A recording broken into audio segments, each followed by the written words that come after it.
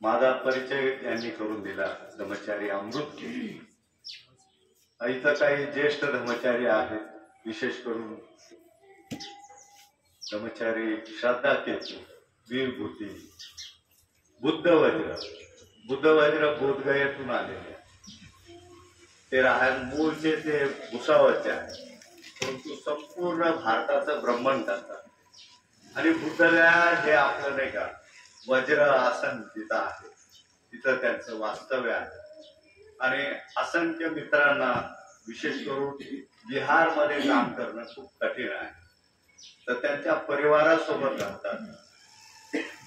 अत्यंत हाल अपेक्षेतून त्यांनी आपलं धर्मचारी जीवन जे आहे ते घडवलेलं आहे.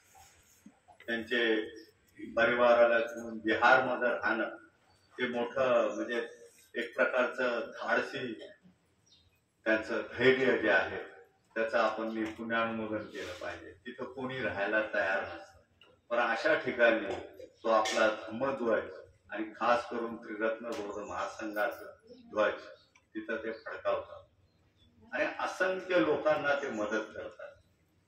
आदिवासी असतील, तिथं ट्रायबल लोक भरपूर आहेत, शेड्यूल कास्ट असतील, शेड्यूल ट्राईब असतील, अदर बॅकवर्ड क्लासचे लोक असतील, त्यांच्यासाठी युवक युवतींसाठी कार्यशाळा घेणं, धम्मप्रचार, धम्मवर्ग घेणं. तर खरंच मी त्या माझ्या मित्राचं खूप कौतुक करतो, ॲप्रिशिएट करतो, त्यांच्याकडनं प्रेरणा घेतो. आणि तुम्ही सगळे लोक या शिबिरामध्ये दाखल झालात. विशेष करून इथं आमच्या भगिनी हे मोठ्या संख्येने आहेत, तरुणी आहेत आणि काही छोटे माझे मित्र सुद्धा आहेत.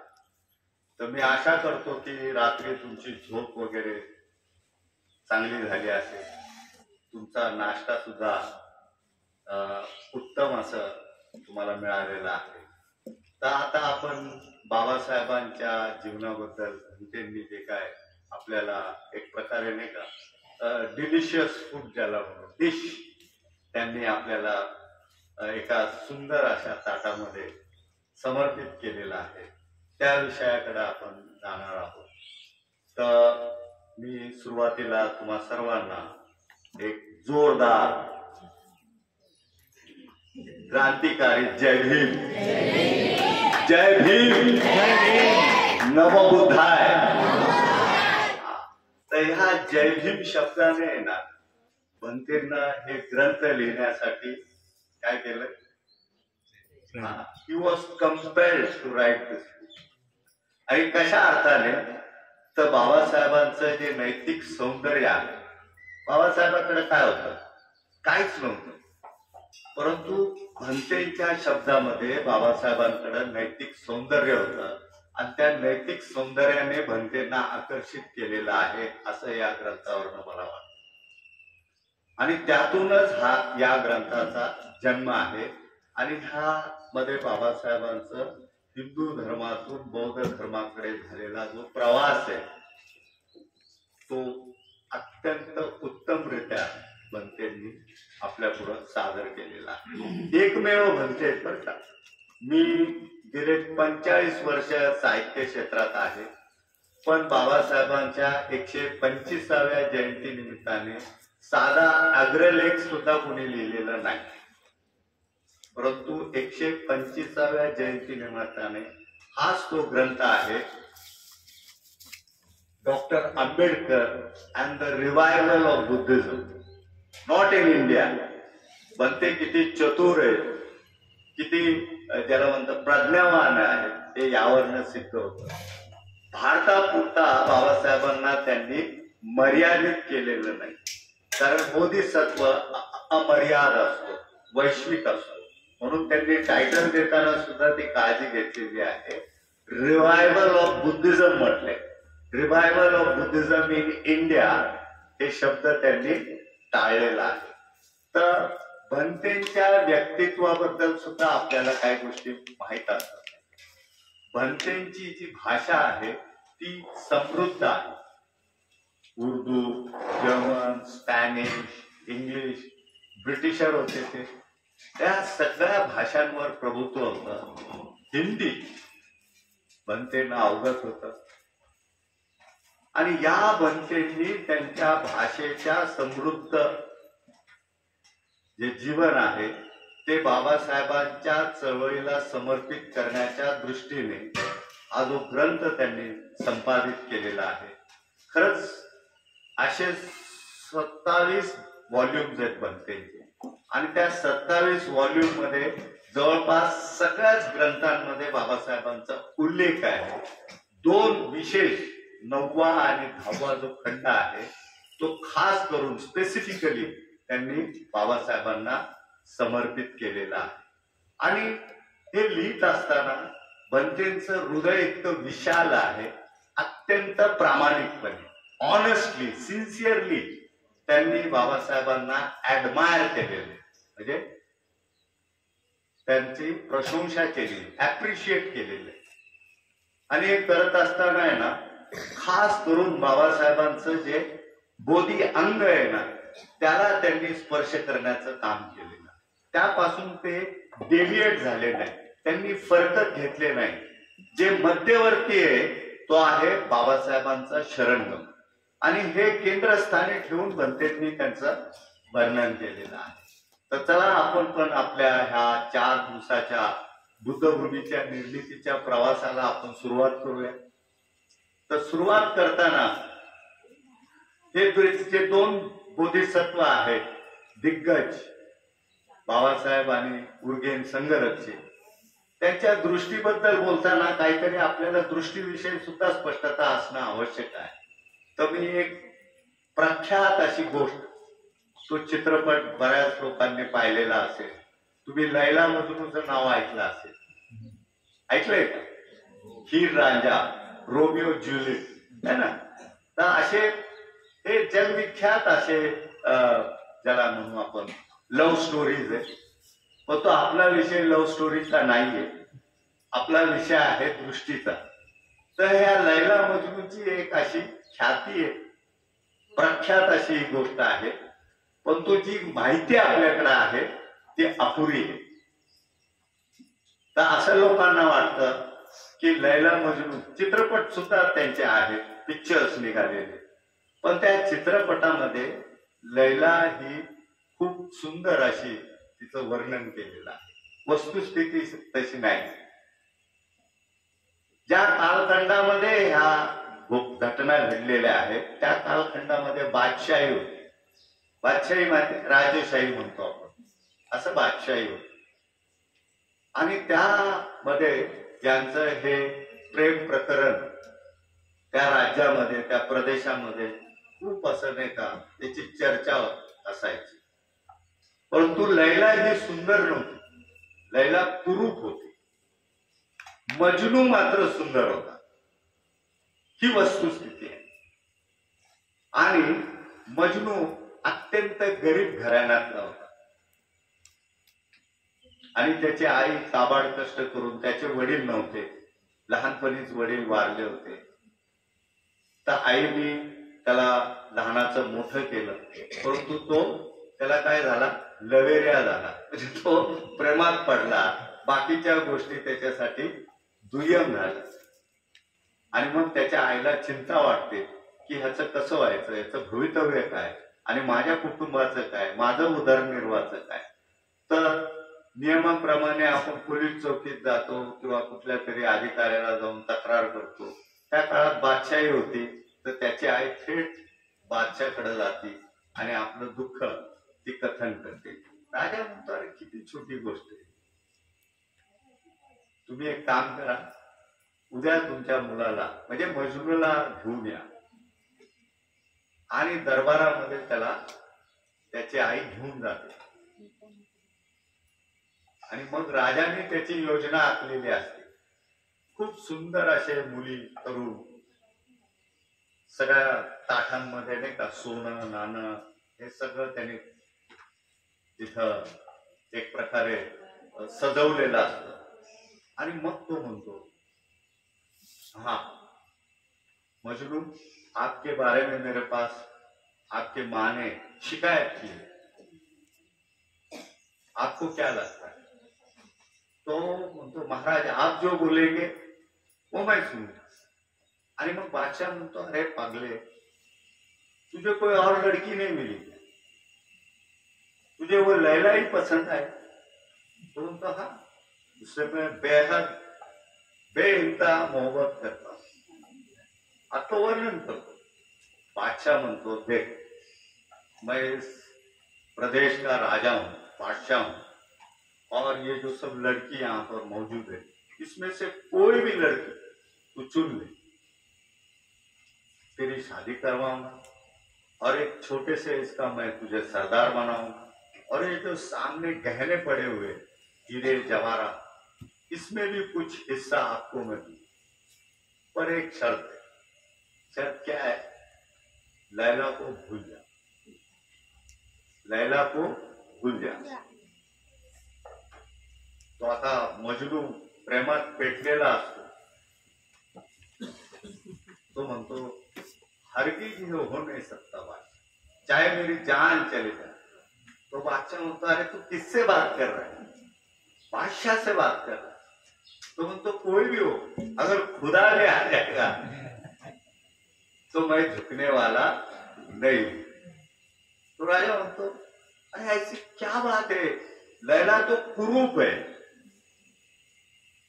लैला में तुझे ऐसा क्या देखना मिला, वगैरे वगैरे. तो आणि शेवटी तो म्हणतो कि तू अब मुझे ये बता कि लैला में क्या रखा है, ऐसी कौन सी बात है जो लैला आपको आकर्षित करती. मग मात्र मजनूचं जे उत्तर आहे ते अत्यंत मोलाचं आहे. ते आपल्याला या विषयाला धरून आहे, उपयुक्त आहे आणि प्रासंगिक आहे. मजनू म्हणतो लैला को देखने के लिए मजनू की आंखें चाहिए. क्या म्हणतो? लैला को देखने के लिए मजनू की आंखें चाहिए, और वो आंखें आपके पास. तो बोधिसत्व को देखने के लिए, बोधि चित्त को देखने के लिए, बुद्धत्व को देखने के लिए हमें क्या चाहिए? बुद्ध के आंखें चाहिए. वो हमारे पास नहीं. का है? तर एका बोधिसत्वाने दुसऱ्या बोधिसत्वाकडे कसं पाहिलेलं आहे, तोच आपला एक हा संपूर्ण प्रपंच जो मांडलेला आहे या शिबिराचा, तो केवळ तेवढ्याचा. तर हे भंतेंचं जे ग्रंथ आहे, तर भंतेंनी त्यांच्या दृष्टीतून या दिग्गज बोधिचित्ताकडे पाहिलेलं आहे, ज्याला आपण बोधिसत्व डॉक्टर बाबासाहेब आंबेडकर. आणि मी आणि तुम्ही पाहणं म्हणजे आपलं जे दृष्टी आहे ती कशी आहे? डिफाईल्ड आहे. डिफाईल्ड म्हणजे ते संस्कारित, असंस्कारित मनातून भंतेंनी बाबासाहेबांकडे पाहण्याचा प्रयत्न. अमर्याद जे जागृती आहे, त्या अमर्याद जागृतीने त्या अमर्याद जागृतीकडे पाहण्याचा काम केलेला आहे. म्हणजे आपण त्याला लोकोत्तर म्हणतो.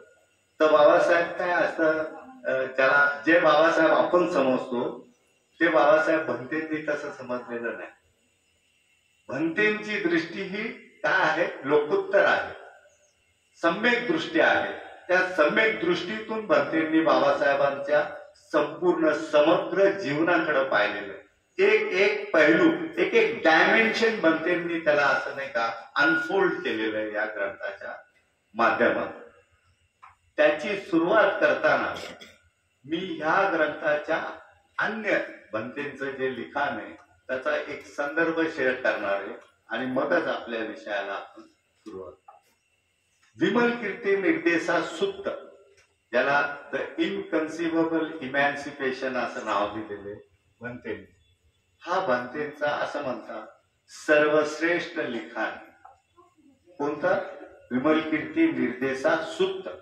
या विमल कीर्ती निर्देशा सुत्तामध्ये त्यांनी बाबासाहेबांना अकॉमोडेट करणे, म्हणजे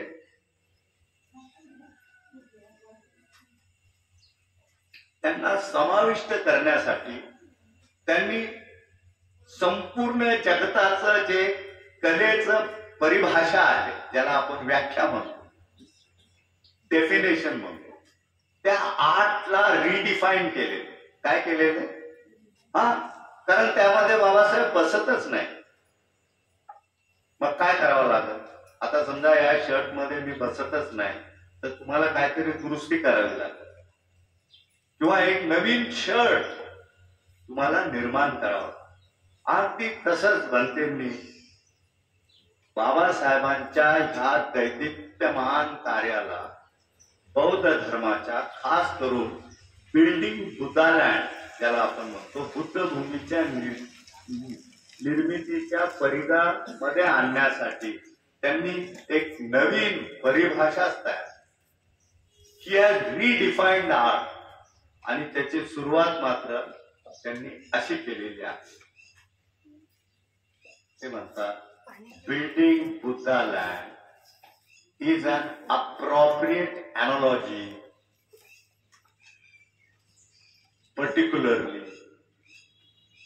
called as art.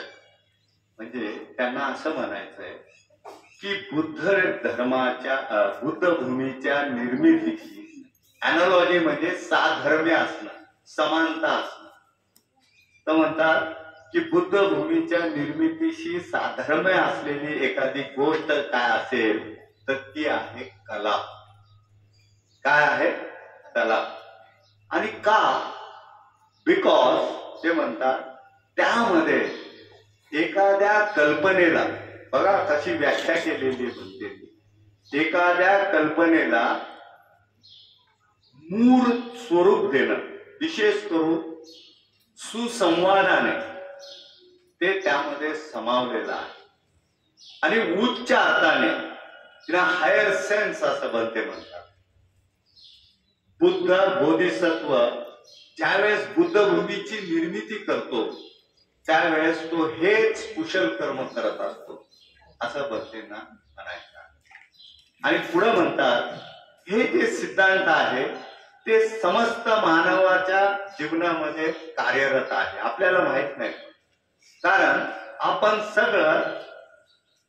सर्वच लोक काय ना काय आपल्या जीवनामध्ये कुशल कर्म करत असतो, कृती करत असतो. आणि ही कृती मध्ये म्हणतात की आपल्या अवतीभोवती जे पर्यावरण आहे त्याच्यावर परिणाम करत असतो. तर हे जे संदर्भ आहे तो अत्यंत मोलाचा आहे. द इनकन्सिव्हेबल इमॅन्सिपेशन यामध्ये हा संदर्भ आलेला. तर या पर्यावरणावर कसा परिणाम होतो बघा. काल आपण इथं आलो तर इथं किती अस्वच्छता होती का नाही? धूळ होत, घाण होती, नाही का? पण आत्ता इथलं वातावरण कसं आहे? प्रसन्न आहे. तुमचं चित्त सुद्धा प्रसन्न आहे. हा परिसर सुद्धा सुंदर झालेला आहे. इथं कुठल्याही प्रकारची अॅम्युनिटीज नाही, इथं कुठं बाग नाही, पण तुम्ही बाग फुलवण्याचा प्रयत्न करता. आणि आज आपले बंधू ते करणार आहे 4 गिफ्टच्या माध्यमातून. तर बनते म्हणतात ज्यावेळेस आपण अशा प्रकारचं इंटरॅक्ट करतो तर पर्यावरणावर त्याचा 2 अर्थाने परिणाम होतो, एक तर नकारात्मक अथवा सकारात्मक. तर बनते म्हणतात जे सकारात्मक आहे, जे क्रिएटिव्ह आहे, त्याच्याशी कलेचा संबंध आहे. त्यांनी अशा प्रकारे व्याख्या केली.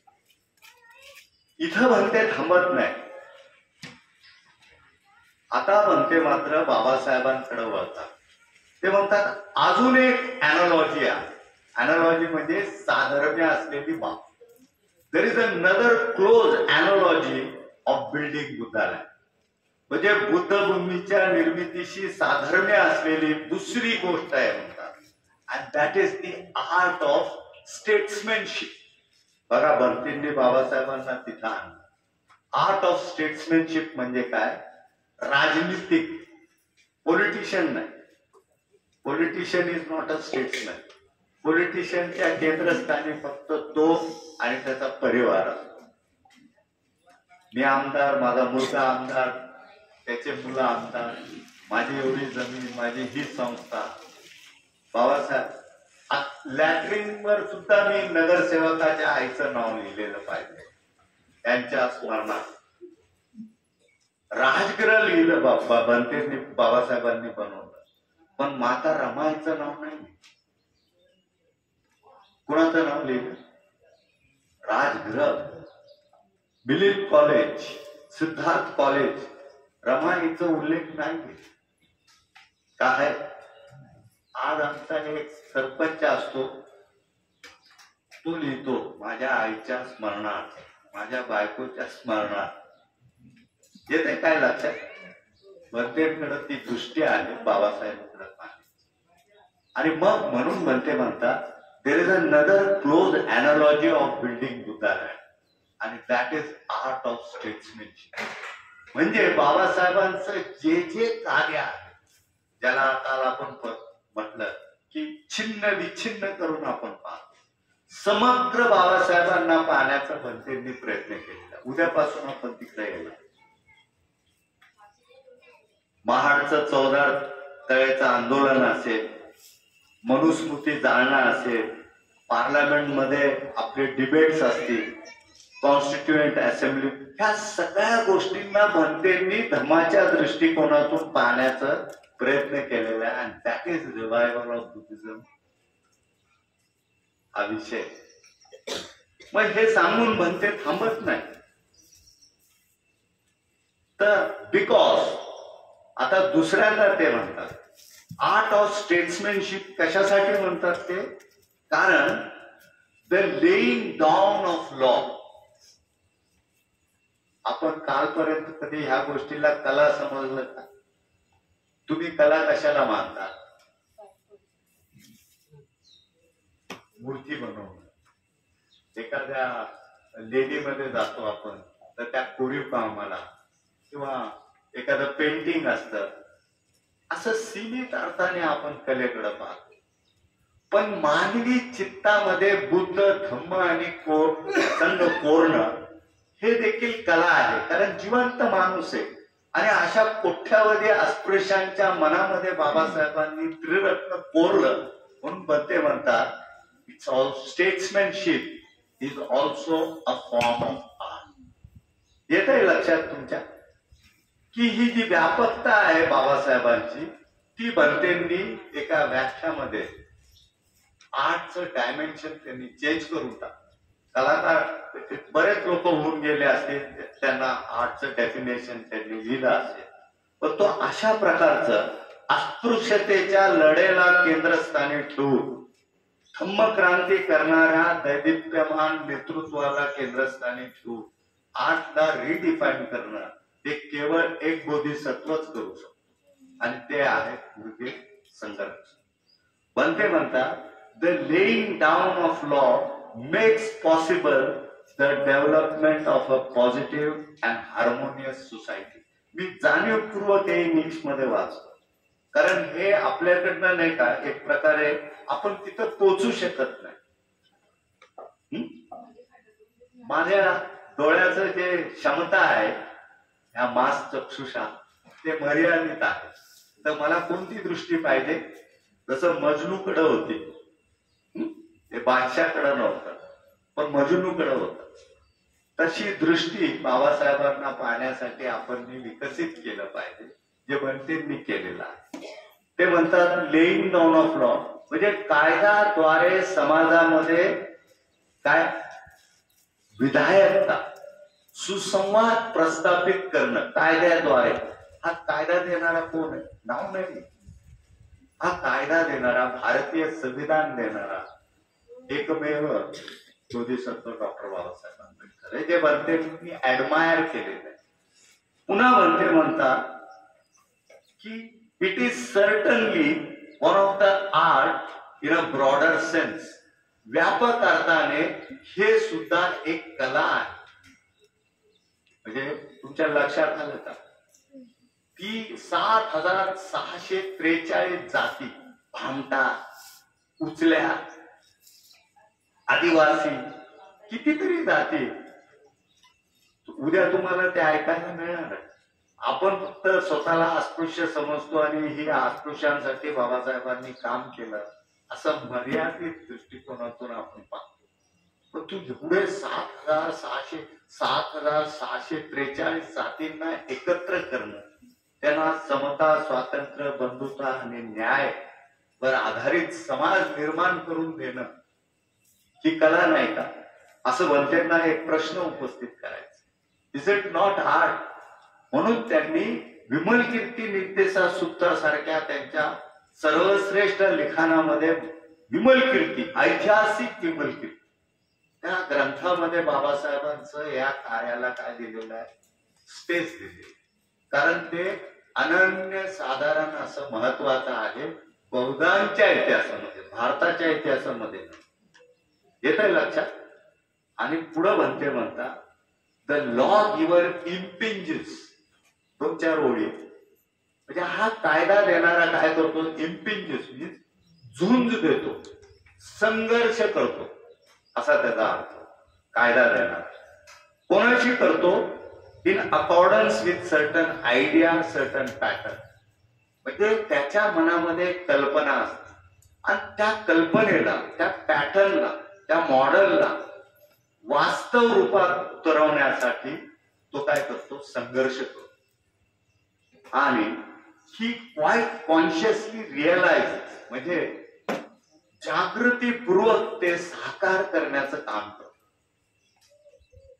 तर बाबासाहेबांच्या मनामध्ये कोणती कल्पना होती, कोणतं त्यांचं पॅटर्न होतं, हे देखील आपण स्वतःच्या आपल्या ग्रुपमध्ये आपण डिस्कस केलं पाहिजे. तुम्ही नोट करा लीडर होता की कोणतं पॅटर्न होतं, कोणतं ते आयडिया होती ज्याला साकार करण्यासाठी बाबासाहेबांची प्रयत्न. मी थोडक्यात सांगणार आहे. तर एक धम्मराज्याची संकल्पना होती बाबासाहेब. आदर्श समाजाचं त्यांचं पॅटर्न होतं. दर एकाशी कसं वर्तन केलं पाहिजे, नीतीवर आधारित त्याचा व्यवहार असलं पाहिजे, नीतिमान समाज निर्माण झालं पाहिजे. तर हे जे संविधान आहे, बनतेंना थोडक्यात असं म्हणायचंय कदाचित की बाबासाहेबांच्या कुशल मनोअवस्थेची ती अभिव्यक्ती आहे. कोट्यावधी लोकांना समतामुळे समाज उचल्या भामट्यासारख्या व्यवस्थेमध्ये तुम्ही काय करणार हो? चमान, मार, मान असे असंख्य जातींनी विभाजित असलेले लोक, त्यांना एकसंघ करणं हेच बोधिसत्वाचं काय आहे,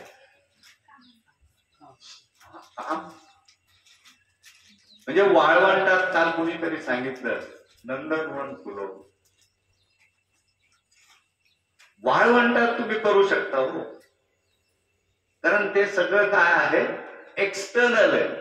पण व्हॉट अबाउट इंटरनल? तर कोणाच्या तरी हृदयामध्ये परिवर्तन आणणं, मैत्रेय सारख्या, आणि त्याच्यामध्ये बुद्ध धर्म आणि संघ रुजवणं, हे खऱ्या कलेची कसोटी आहे. आणि ते काम म्हणते बाबासाहेबांनी केलं. म्हणून बनतेंना असं वाटतं की बिल्डिंग बुद्धालँड काय आहे, बुद्धभूमीची निर्मिती आहे. या पुढच्या 3 दिवसामध्ये आपण ह्या सगळ्या गोष्टी पाहणार आहोत. आणि पुढे म्हणून म्हणते त्यांच्या या ग्रंथाच्या प्रस्तावनेमध्ये हळुवारपणे त्या सखोलतेकडे आपल्याला नेतात आणि म्हणतात की जगाच्या पाठीवर नाझी जर्मनीचा इतिहास लिहिला गेलेला. बघा बनतेंचं दृष्टिकोन काय. नाझी जर्मनीमध्ये ज्यू लोकांचं प्रचंड असं शोषण झालेलं आहे. आजही तुम्ही त्यांचं ऐकलं असेल. 80,000 ज्यू लोकांना एका चेंबर मध्ये कोंबून आणि विषारी, ज्याला काय म्हणतात, वायू, हिटलरने त्यांचं काय केलं, वध केलेला. पण कोट्यावधी 40 कोटी लोकसंख्येमध्ये जवळपास 8 कोटी अस्पृश्य होते. असं बाबासाहेब नेहमी म्हणायचे, मी 8 कोटी लोकांचा नेता आहे. गोलमेज परिषदेला जात असतात. किती लोकांचा? हा, त्या 8 कोटीमध्ये फक्त महार नव्हते, 8 कोटी आपली संख्या होती, त्यात सगळे होते, ते उद्या पाहणार. तर ह्या 8 कोटी लोकांची कुणी दखल घेतली का? 80,000 लोकांचा इतिहास बनते म्हणतात की त्याची it is widely red and discuss, हा शब्द आहे बनते याच पुस्तकात, की त्याचं खूप वाचन होतं, त्याच्यावर चर्चा होती, त्याच्यावर सेमिनार्स होतात. पुन्हा साऊथ आफ्रिकेच्या जे रेसिस्ट लोक आहेत, रेसिस्ट म्हणजे जे वर्णद्वेष करणारे लोक आहेत, त्यांची म्हणजे काळे आणि गोरे यांची चर्चा होती. पण कोट्यावधी अस्पृश्यांच्या वर अत्याचार करणाऱ्या ब्राह्मणवादाचं चर्चा जगामध्ये होत, आणि त्या ब्राह्मणवादाशी संघर्ष करणारा आणि त्यांचं जे शौर्य आहे, हिरोईक एफर्ट्स म्हटलेले बनते, काय म्हटलेले, नो लेस हॉरिफिक म्हणतात. बनते काय म्हणतात, भयावह अशा अवस्थेमध्ये जगणाऱ्या अस्पृश्यांचे जी गाथा आहे त्याच्यासाठी लढणारा, झुजणारा, संघर्ष करणारा, त्याची चर्चा होत नाही. हे खंत आहे बनतेचं, म्हणून हे ग्रंथ आहे. बनते म्हणतात it is a small step towards making this facts known to the world. म्हणजे हे ग्रंथ लिहिण्यामागचा बनतेचा उद्देश काय आहे की बाबासाहेबांचा हा जो लढा आहे तो समस्त जगताला, विशेषतः जे इंटेलेक्च्युअल लोक आहेत त्यांना ही गोष्ट कळली पाहिजे. आणि एवढंच नाही तर बनते म्हणतात जे मास कन्व्हर्शन आहे, मास कन्व्हर्शन कर,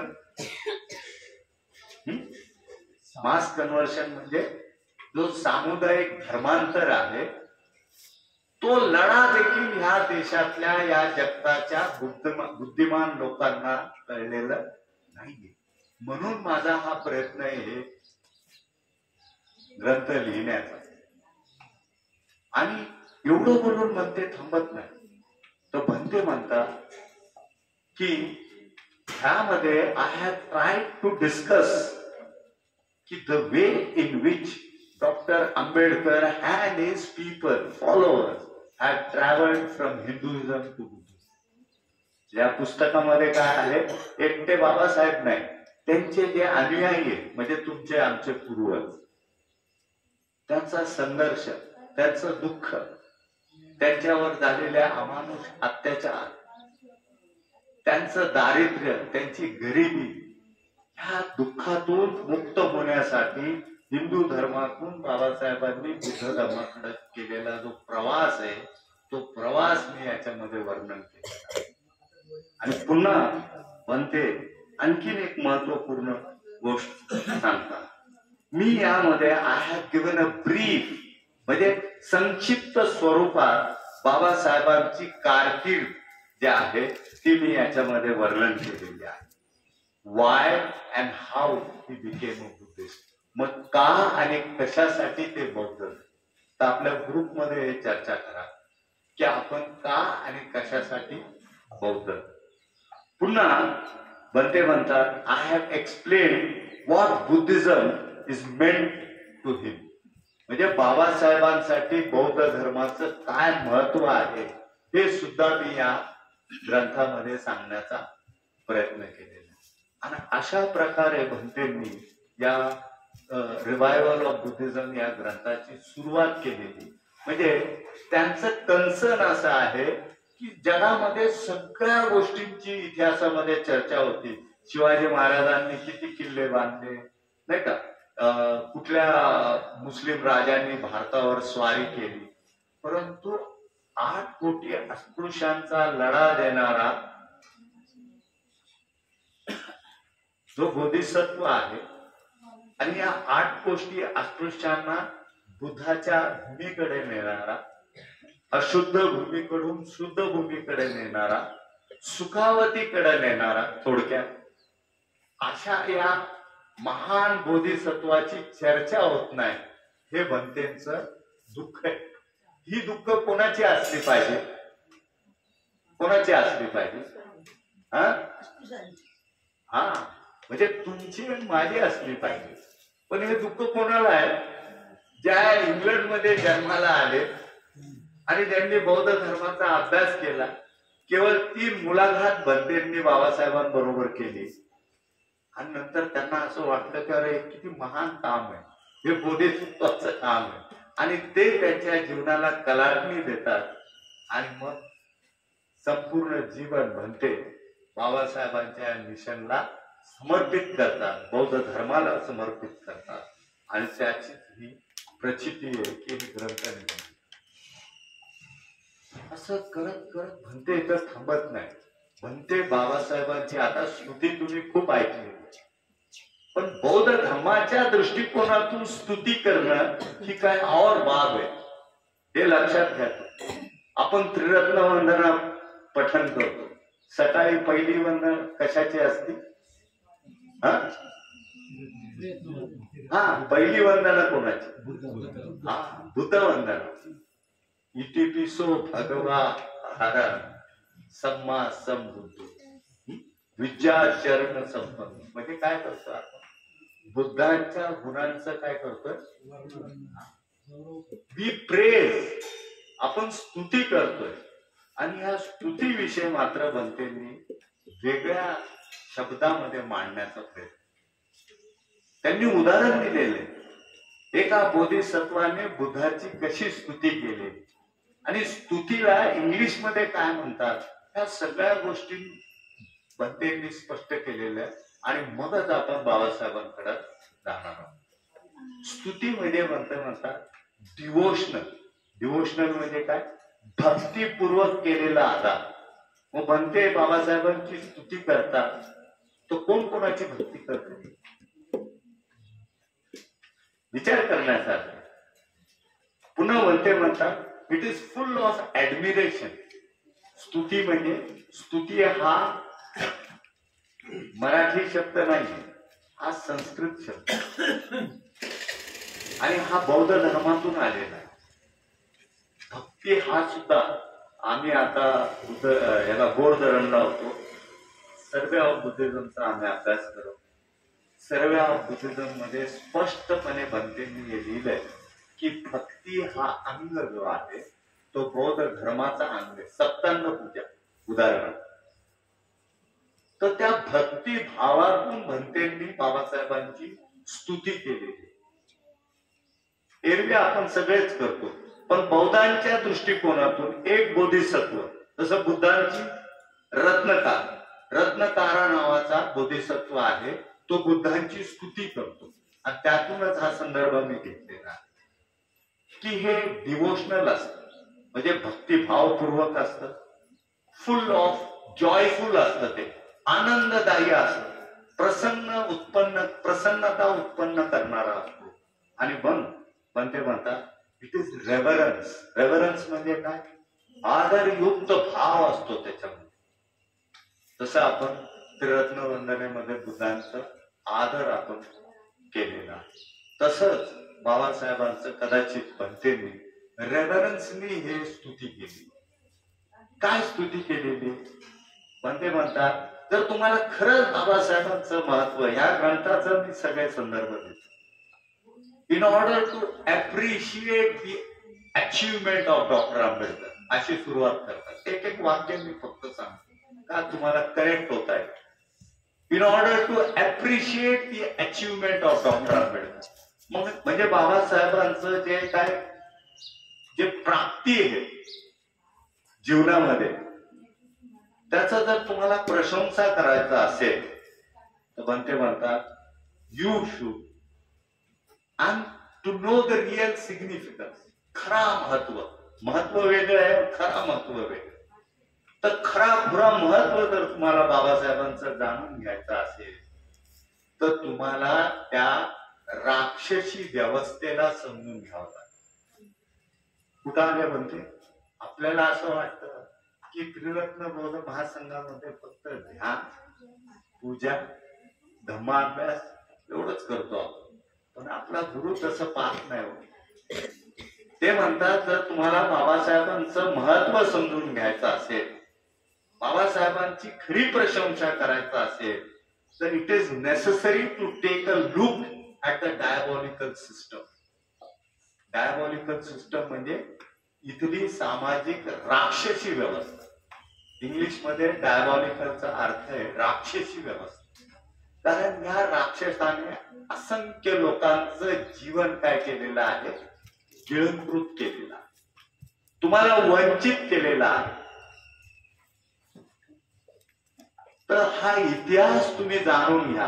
आणि हे बुक त्या जिथं पब्लिश झालेलं आहे त्या लोकांना म्हणजे पाश्चिमात्य लोकांना उद्देशून भंते म्हणतात की तुम्हाला खरंच बाबासाहेब समजून घ्यायचा आहे का, तुम्ही माझ्या वर्गाला येता, माझ्या प्रवचनाला येता. If you want to know the real significance of doctor Bhanteji and the heroic efforts of Dr. Ambedkar, then you need to take a look at the diabolical system. जोपर्यंत तिथली व्यवस्था समजत नाही तुम्ही, कुठली व्यवस्था, इथली वर्ण व्यवस्था, इथली जातीय व्यवस्था तुमच्या लक्षात येत नाही, तोपर्यंत तुम्हाला बाबासाहेब समजू शकणार. मग प्रश्न असा आहे की आपल्याला ती व्यवस्था समजलेली आहे का, याची चर्चा आपल्या गुटात होईल. अनायलेशन ऑफ कास्टचा अभ्यास झालेला आहे का, किंवा त्याच्या आधी बाबासाहेबांची पीएचडीचा जो प्रबंध आहे caste in India, their genesis and mechanism, या थेसिसचा आपण अभ्यास केलाय का. कारण बाबासाहेबांनी ते व्हॉल्यूम 1 मध्ये पब्लिश केलेले. मी ब्रह्मचारी आहे, मला माहित आहे का ते, असा प्रश्न आपण अनुयायी आहोत. जय भीम आपण किती जोराने म्हणतो, किती शक्तीने म्हणतो, पण भंतेंना वाटतं की हे जाणून घेतलं पाहिजे, तरच तुम्हाला बाबासाहेबांचं ते महत्व कळेल, त्यांचा अचिव्हमेंट तुमच्या लक्षात येईल.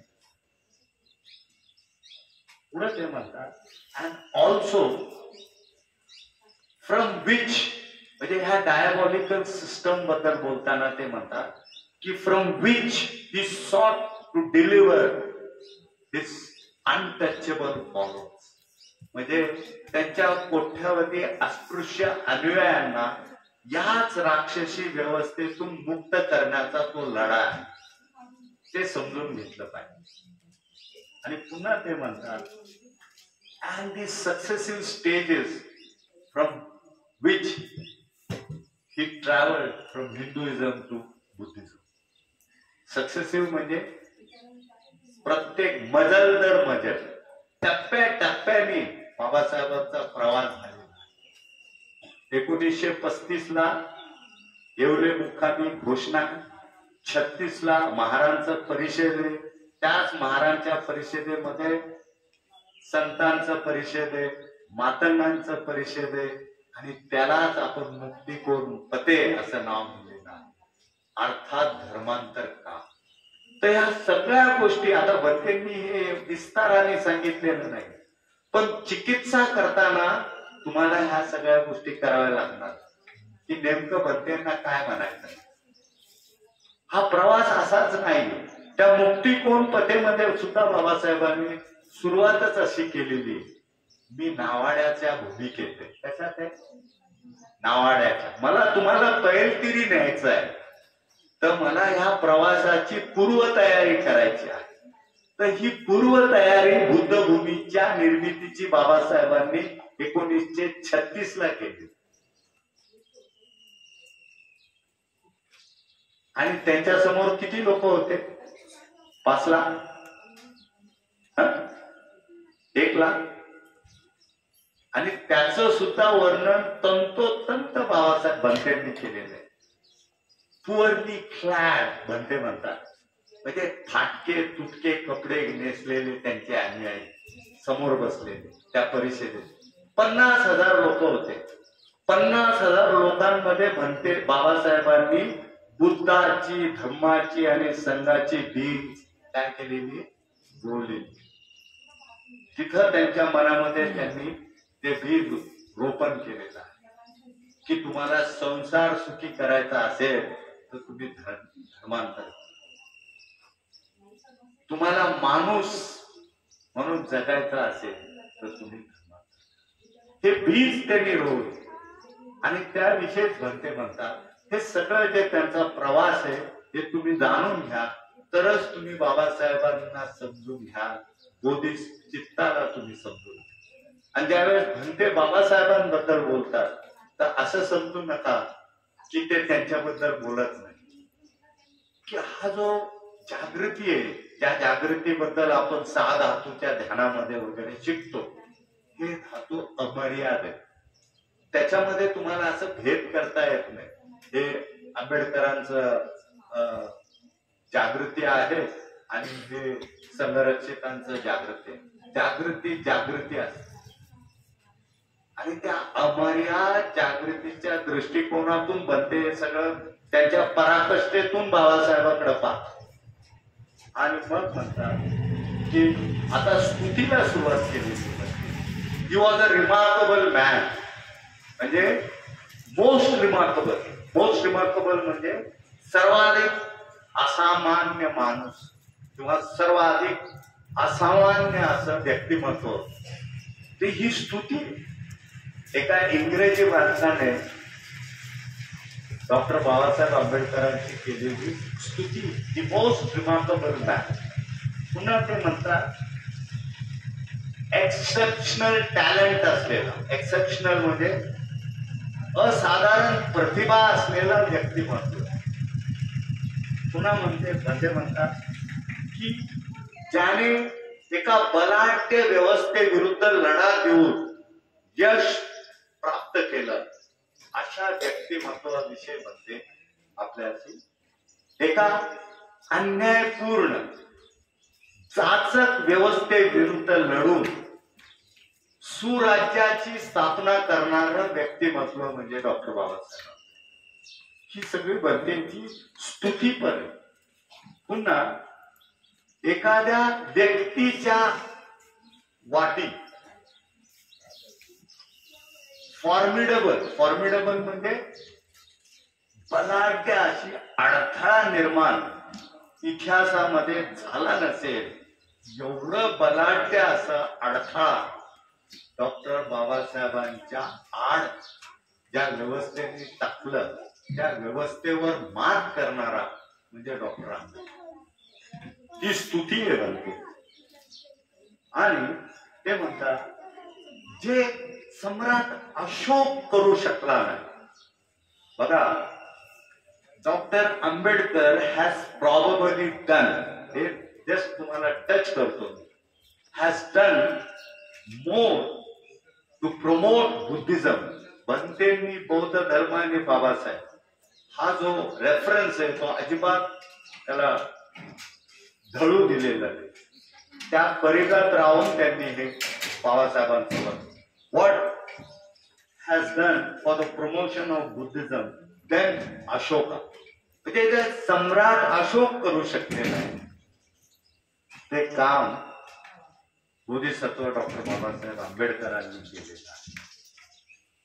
पुन्हा म्हणतात की लोक त्यांना इतिहास जमा केलेले, इतिहासामध्ये त्यांची काय झालेली आहे, बाबासाहेबांची गणती झालेली आहे. काय म्हणून तर भारतीय संविधानाचे ते शिल्पकार आहेत. पण भंतेंना ते मान्य नाही, कारण भारत हा एक छोटासा राष्ट्र आहे, किती लोकसंख्या असू द्या, पण जगाच्या तुलनेने भारत एक राष्ट्र आहे. परंतु बोधिसत्वाचा प्रभाव कशावर असतो? हा संपूर्ण विश्वावर, संपूर्ण मानव जातीवर. बुद्धांना आपण असं म्हणू शकतो का ते भारतीय होते? असं म्हटल्याबरोबर आपला दृष्टिकोन काय होतो? चुकीचा ठरतो. म्हणजे त्याला मिथ्या म्हणतो आपण, ती मिथ्या दृष्टी आहे. How can a Buddha be confined to India? Buddha, आपण ज्यांना बुद्ध म्हणतो, ते बुद्ध भारतापुरता मर्यादित कसे असू शकतात? म्हणून भंतेंनीच म्हटलंय की ऑफिशियली म्हणजे अधिकृतरित्या जरी बाबासाहेबांचं भारतीय संविधानाचा निर्माता अथवा शिल्पकार म्हणून जरी त्यामध्ये इतिहासात जमा झाला असेल, पण ते खरं नाही म्हणतात. तर भंतेंना असं म्हणायचं, त्यांचा खरा महत्व जो आहे तो बौद्ध धर्माच्या पुनर्जीवनामध्ये आहे. म्हणजे जो बौद्ध धर्म लुप्त झालता, या भूमीतून नष्ट झालता, त्यांना पुनर्जीवित करणं हा खरा बाबासाहेबांचं काय महत्व. That's the greatness of doctor Ambedkar. आणि भंतेंनी इथं अपेक्षा व्यक्त केली. काय अपेक्षा व्यक्त केली? की तुमच्या पार्लमेंटच्या बिल्डिंग मध्ये बाबासाहेबांचं जे स्टॅच्यू आहे, बघलेत काय आहे? भारतीय संविधान. त्याऐवजी बघा भंतेची कल्पना कशी आहे. Because Bhante is a poet, कवी मन आहे भंतेचं. तर भंते म्हणतात, instead of the constitution, had it been the Buddha and his dharma, and Dr. Ambedkar pointing out not to India, to the world, to follow Buddha, dharma and Sangha, it would have been better. म्हणजे हे मैत्री मोदीला जे समजू शकलं नाही, मी कशात मग्न आहे, आमच्या बाबासाहेबांनी संविधान, what about Buddha and his धर्म. तर बाबासाहेब भंतेंनी बुद्ध अँड हिज धर्माला अधिक महत्व दिले. कारण त्यातून मानवाचं काय आहे, याचा अर्थ संविधान कमी आहे त्याचा अर्थ होत नाही, पण संविधान भारतीय लोकांचं आहे. आणि बुद्ध आणि त्यांचा धर्म कोणासाठी? इथं या पृथ्वी तळावर जो जो श्वास घेतो आणि श्वास सोडतो, त्या सगळ्यांसाठी बुद्ध अँड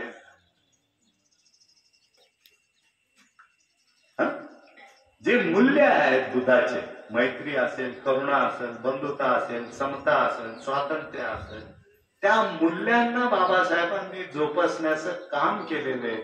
म्हणून भंते म्हणतात, मला खूप आवडलं असतं जर भारतीय जे पार्लमेंट आहे, पार्लमेंटला संसदेमध्ये, संसदेच्या परिसरामध्ये बाबासाहेबांचं जे स्टॅच्यू आहे त्यामध्ये भारतीय संविधानाऐवजी बुद्ध अँड हिज धर्म दिला असता आणि जगाकडे असं बोट निर्देश करून त्यांनी जर सांगितलं असतं की चला या मार्गाने, जसं त्यांनी त्यांच्या 5 लाख अनुयायांना सांगितलं, ते अधिक उत्तम ठरलं असतं असं म्हणते. Holding the Buddha and his Dhamma underneath his arm and pointing the world to go towards Buddha. ही भंतेंची अपेक्षा. आणि म्हणून भंते म्हणतात, I want to quote a few reasons why Dr. Ambedkar is great. आता भंतेंनी तुरंत बाबासाहेबांकडे पुन्हा फिरवले. असं काय म्हणतात, मला काही गोष्टी सांगायच्या आहेत त्या कारणास्तव Babasaheb great. The reason why doctor Ambedkar is great हे सांगायचं. First of all, he was a intellectual giant. मी मराठीत जर सांगितलं ते विद्वान होते तर काय परिणाम होतो का? मी एक तुम्हाला उदाहरण देतो. तुम्ही एखाद्याला सांगा की यांना कॅन्सर होता, कर्करोग झालेला, त्या माणसावर काय इम्पॅक्ट पडतो का?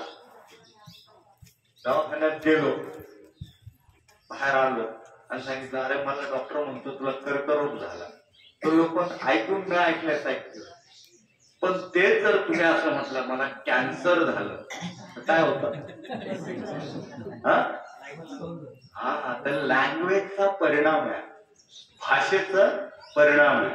तर म्हणून भंते काय म्हणतात की ही वॉज अ इंटेलेक्च्युअल जायंट. म्हणजे दिग्गज विद्वान होते, ते साधे विद्वान नव्हते. आणि असं सांगण्यामागं भंतेंना एक प्रेरणा पण आहे का? तर भंते म्हणतात स्वतः बाबासाहेब आंबेडकरांनी, बघा भंतेंनी किती बारकाईने बाबासाहेबांचा अभ्यास केला. Once he himself said that I am equal to 500 graduates.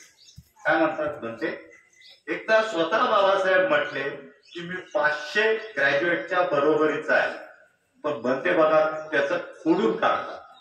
बनते म्हणतात it is wrong to estimate, म्हणजे असं समजणं म्हणजे बाबासाहेबांनी स्वतःला कमी लेखलेलं आहे. In fact he is equivalent to 5000 graduates. काय म्हटलेले बनतेंनी? हा, बाबासाहेब म्हणतात मी 500 ग्रॅज्युएटच्या बरोबरीचा आहे. तर बनते म्हणतात ही इज अंडर एस्टिमेटेड, म्हणजे स्वतः बाबासाहेबांनी कमी लेखलेले स्वतःला. वास्तविक ते 5000 ग्रॅज्युएटच्या बरोबरीचे. आणि पुढे बनते म्हणतात व्हॉट 5000 ग्रॅज्युएट्स कुड not do that doctor Ambedkar आहे. म्हणजे जे 5000 इंजिनियर्स, एक उदाहरण देऊ, 5000 IAS ऑफिसर्स, हे सगळे ग्रॅज्युएट्स आहेत, पोस्ट ग्रॅज्युएट्स आहेत, प्रोफेशनल्स आहेत. ते जे करू शकले नाही ते एकट्या बाबासाहेबांनी केलंय असं बनते. किती बनतेचं अचूक ऍक्युरेट असं नाही का, मायक्रोस्कोपिक ऑब्झर्वेशन. आणि आपल्याला कोणाला विचारा तुम्ही कधी बोलले बाबासाहेब असे मी 500 ग्रॅज्युएटच्या बरोबर, सांगा बरं संदर्भ, नाही बोलू शकत. पण बनतेंना ह्या सगळ्या गोष्टी अवगत आहेत, म्हणून ते हे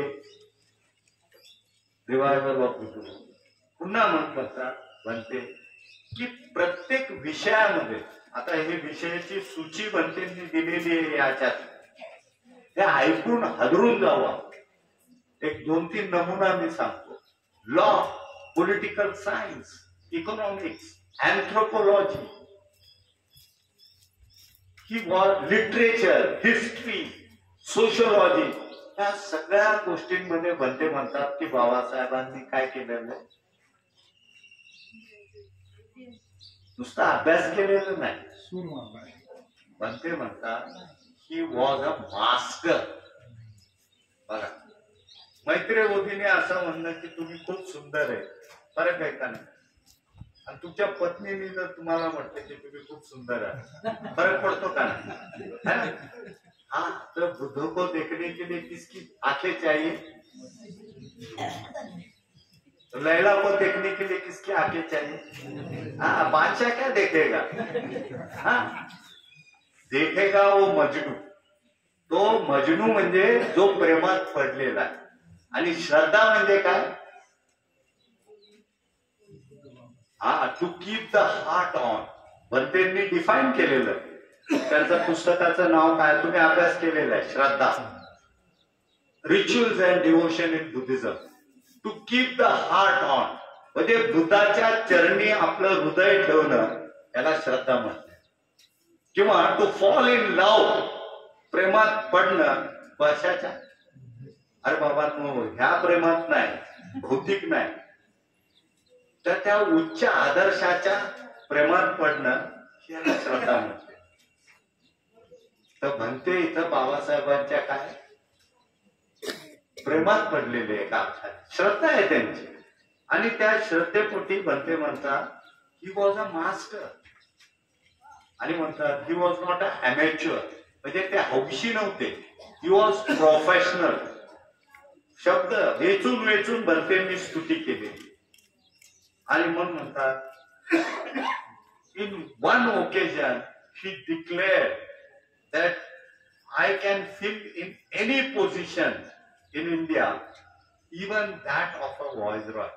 बघा, बनतेंनी कुठून कुठून ते संदर्भ काढले. एकदा बाबासाहेब काय म्हटले की मी हा जो शेवटचा व्हायसरॉय भारताचा कोण होता सांगू शकता? हा, लॉर्ड माउंट बॅटन, माहिती आहे ना? तर इथं बनते म्हणतात की बाबासाहेबांना असं वाटलं की ते माउंट बॅटनची जी जागा आहे ना ती सुद्धा मी भरू शकतो. I can fill in that post vacancy. एवढी माझ्यामध्ये काय आहे, पोटेन्शियल आहे, क्षमता आहे. आणि हे मी नाही सांगत, हे उर्गेन संघरक्षिता सांगतात. म्हणजे त्यांनी त्याची दखल घेतलेली. Yes, Babasaheb was competent to be the viceroy of India. हे लक्षात घेण्यासाठी. आणि मग बनते म्हणतात he was an intellectual giant of the modern world, not India. काय म्हणतात? इंटेलेक्च्युअल जायंट होते बाबासाहेब, पण भारतासाठी नाही तर समस्त विश्वासाठी. तर मी एक छोटीशी गोष्ट सांगतो जे घडलेलं आहे. धनंजय कीरच्या बाबासाहेबांच्या चरित्रखंडामध्ये या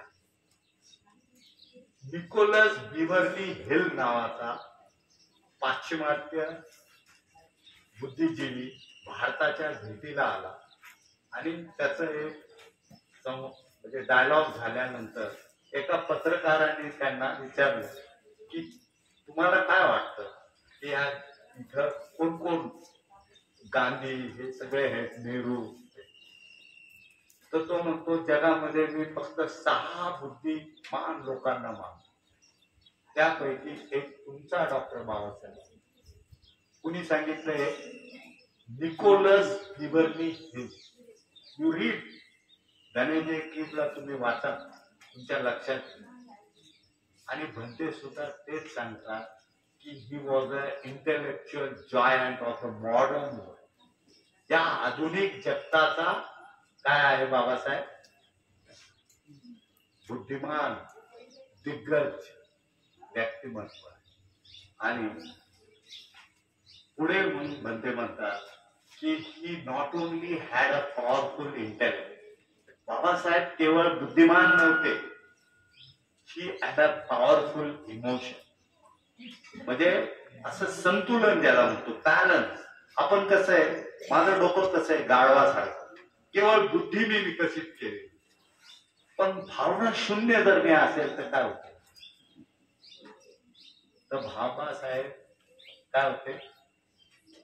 ही वॉज अ इमोशनल पर्सन. तुम्हाला माहिती आहे, मी एक संदर्भ सांगतो. महाडला गेलते बाबासाहेब आणि महाडला परत येताना तिथं पूर आला आणि एका पुलाच्या अलीकडेच बाबासाहेबांची मोटार गाडी अडकून राहिली आणि त्यांना प्यायला सुद्धा पाणी मिळालं. प्यायला पाणी का मिळालं नाही? तर ज्याच्याकडे ते कार्यकर्ते गेले तर ते म्हणायचे बाबासाहेब आंबेडकरांना पाणी पाहिजे. त्यांना वाटलं हे लोक बाबासाहेबांना रिस्पेक्ट करतात, पण बाबासाहेब अस्पृश्य आहे म्हणून त्यांना पाणी दिलं. मग दुसऱ्या दिवशी त्या महाडच्या पुलावरचं पाणी ओसरलं आणि बाबासाहेब राजगृहावर परत आले आणि त्यांनी 2 दिवस स्वतःला कोंडून घेतलं. तुम्ही वाचा हे बाबासाहेबांच्या चरित्रखंडात. आणि ते ओक्साबोक्षी रडत होते. त्याचं वर्णन मी नाही, शिवरकरांनी केलेलं. शिवरकर त्यांचे कार्यकर्ते होते, शिवतरकर सॉरी. तर त्या शिवतरकरांनी बाबासाहेबांना जाऊन म्हटले की बाबासाहेब रडू नका, आपल्याला लढायचंय, तुम्हीच मला हे प्रेरणा दिली, चला आपण लढूया. तर ही गोष्ट आपल्याला काय शिकवते? ते इमोशनल होते. असे असंख्य उदाहरण आहे.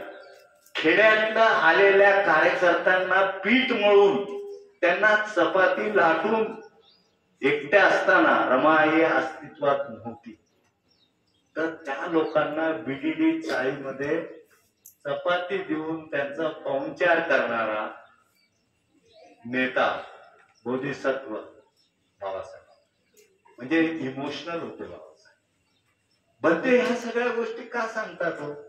कारण त्यांना असं म्हणायचंय की मैत्रेय बुद्धि ज्यादा उड़ मत कि तू बहुत विद्वान है, होशियार है, अभ्यासू है, तेरे अंदर भावना चाहिए और भावना अंग से तुम्हें लोगों की क्या करना चाहिए? सेवा करना चाहिए. म्हणजे हा सगळा कर्मचाऱ्यांना उद्देशून बोललेला आहे की आपला भावना अंग सुद्धा आपण समतोलता आपण निर्माण केली पाहिजे. तर भावना नसेल तर बोधित सूर्यासारखा प्रकाशमान असून काय उपयोग? तो तर जाळून टाकल. पण त्याच्यामध्ये करुणा असली पाहिजे की आता बस झालं, तापमान वाढलेलं आहे, कुठंतरी आता आपण थांबलं पाहिजे, भावना पाहिजे. तर त्या भावनेविषयी बनते आपल्याला सांगतात, ही हॅड अ नोबल हार्ट. काय म्हणतात बनते, ही हॅड अ नोबल हार्ट. म्हणजे त्यांचा हृदय जो होता तो कोमल होता, फुलासारखा कोमल होता, श्रेष्ठ होता. नोबल म्हणजे श्रेष्ठ, म्हणजे बुद्धासारखं श्रेष्ठ हृदय होतं बाबासाहेब. आणि he felt sincerely for his on people. म्हणजे बाबासाहेबांना त्यांच्या लोकांविषयी, म्हणजे समस्त मानव जातीविषयी त्यांना फिलिंग होत्या. हे सुद्धा बनते या ठिकाणी आवर्जून सांगतात आणि म्हणतात की त्यांच्यावर झालेल्या अन्यायांनी बाबासाहेब पेटून उठले. जर आपल्याकडे भरपूर IAS ऑफिसर्स आहेत का, जिल्हा अधिकारी आहेत, तहसीलदार आहेत, आपण म्हणतो MTech झालाय, MS झालाय, अमेरिकेत शिकतो, पण असे ते पेटून उठतात का? आपली बुद्धिस्ट लोक आहेत, कारण त्यांचा भावना अंग आर्य अष्टांगिक मार्गाचा आपण अभ्यास घेतो. तर सम्यक व्यायाम जोपर्यंत सम्यक कर्मांतला जोडत नाही आपण, तोपर्यंत आपल्यात परिवर्तन होत नाही. तर बुद्ध आर्य अष्टांगिक मार्गामध्ये एकच अंग दृष्टीचा आहे, उर्वरित सात अंग कशाचे? ट्रान्सफॉर्मेशन, परिवर्तन. आणि ह्या परिवर्तनासाठी बनतेंनी हे मुद्दा उपस्थित केलेला आहे की तुमच्या भावना अंगाला तुम्ही विकसित करा, त्या ऊर्जेला तुम्ही चालना द्या. आणि मग म्हणते म्हणतात की live like a real Bodhisattva, like Mahatma Phule, असंही म्हणतात. महात्मा फुलेंचं चरित्र याच्यामध्ये संदर्भ आहे या ग्रंथात. सच बोलो आप, हम सब भारतीय लोग, मेरे पास समग्र वाङ्मय महात्मा फुले महाराष्ट्र शासन, मी पूर्ण वाचलंय का ते, page to page, line to line. पण माझ्या गुरुनी त्याचा अभ्यास केलेला आहे, महात्मा फुलेंचा. विशेष आहे का नाही? काय गरज आहे महात्मा? त्यांना भारतीय जे आंदोलन आहे, भारतीय मन जे आहे, चळवळ जे आहे, बनतेंना समजून घ्यायचं. म्हणून महात्मा फुलेंना बाबासाहेब म्हटले माझे गुरु कोण आहे? 3 आहे. एक कोण आहे? फुले. त्या फुलेंना पण मी समजून घेतलं पाहिजे, तरच मी बाबासाहेबांना समजून घेऊ शकतो. कदाचित अशा अर्थाने बाबासाहेब बनतेंनी फुलेंचं चरित्र सुद्धा, आणि म्हणून ते म्हणतात की doctor Ambedkar was not just a Bodhisattva, he was a real Bodhisattva. म्हणजे खऱ्या अर्थाने ते बोधिसत्व. आता आपण थोडस पुढे जाऊ. भंते म्हणतात की his greatness was tremendous, courageous, with full of determination. म्हणजे बाबासाहेबांचं जे निर्धार होतं ते वज्रासारखं होतं की मी हे करणार. या 6-8 कोटी लोकांना मी त्या मार्गाने घेऊन जाणार, असा निर्धार होता, निश्चय होता. त्यांच्याकडे विजन होतं. आणि मग ते म्हणतात की अशा गोष्टी मानवी इतिहासामध्ये very rarely it happens in human history, या शब्दात बनतेंनी वर्णन. म्हणजे अशा प्रकारचं जे व्यक्तिमत्व आहे बोधिसत्वाचे, ते इतिहासामध्ये फार दुर्मिळ असतात. आणि ही वॉज अ युनिव्हर्सल मॅन. काय म्हणतात बनते? एक वेगळा त्यांनी टर्मिनॉलॉजी निर्माण केली. ही वॉज अ युनिव्हर्सल, म्हणजे वैश्विक मनुष्य होता. भारताचा माणूस नव्हता. ही was not a citizen of India. आपण काय म्हणतो, त्याचं नागरिकत्व काय हो, लगेच तो म्हणतो भारतीय. पण भंते काय म्हणतात, he was a universal man. त्यांना पासपोर्टची गरज नाही, त्यांना व्हिसाची गरज, बुद्धाला गरज आहे. बनतेंनी आपलं पासपोर्ट फाडून टाकलं, आठवतं तुम्हाला?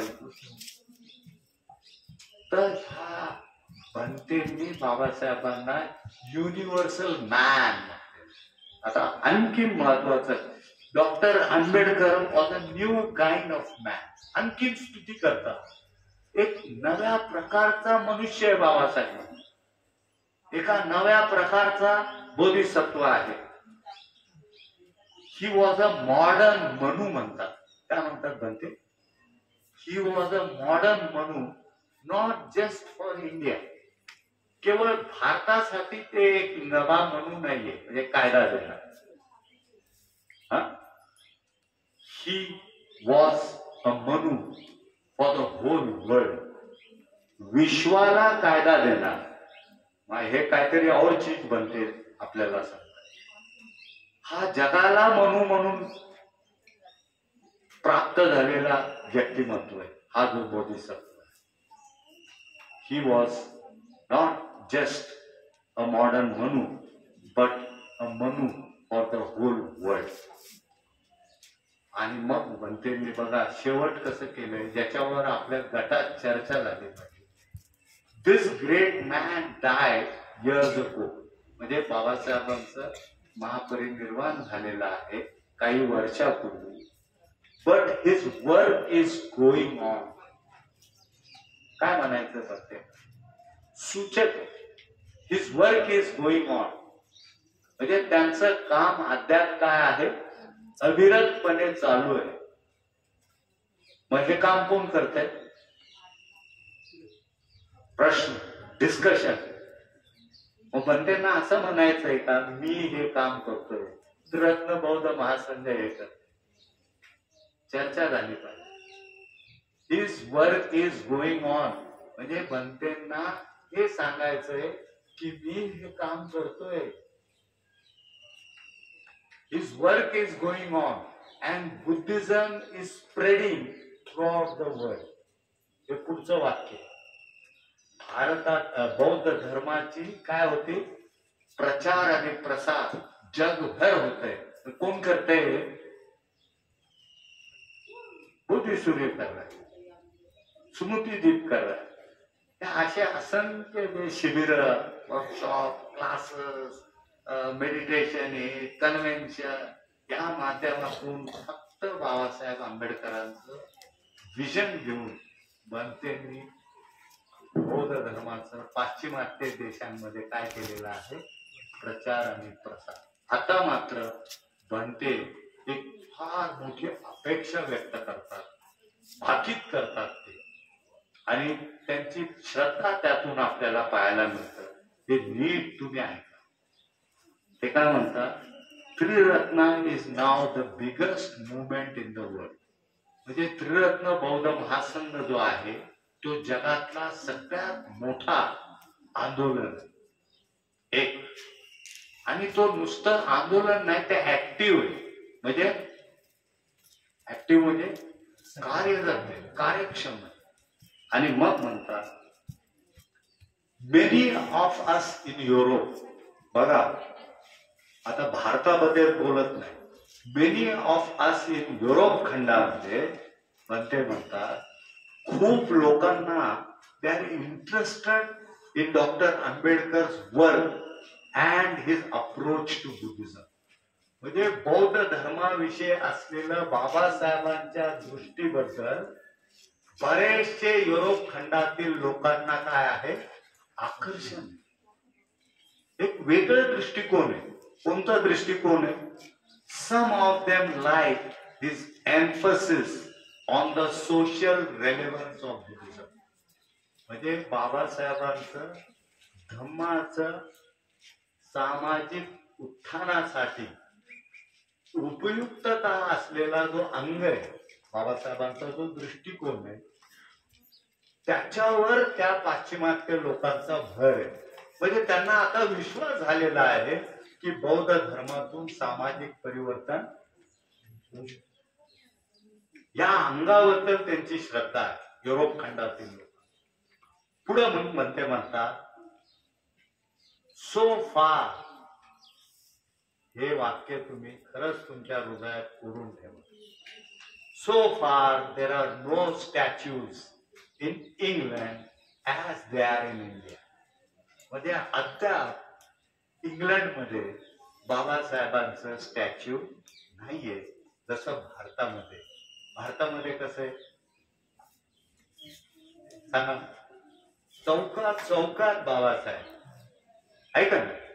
पण बनते म्हणतात इंग्लंडमध्ये अद्याप एक पण नाही. बनते का दर्द आगे बनते म्हणतात, बट आय एम शुअर, श्रद्धा बघा बनते, but I am sure that we shall have statues of Dr. Ambedkar in England one day.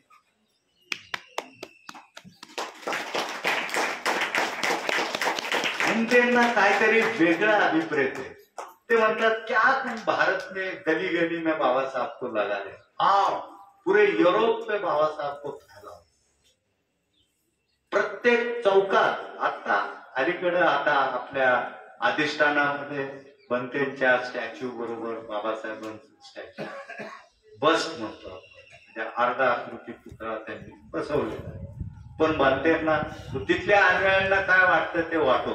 बनतेंना वाटतं की इंग्लंडमध्ये चौकात चौकात बाबासाहेबांना, इफ आय एम रॉंग,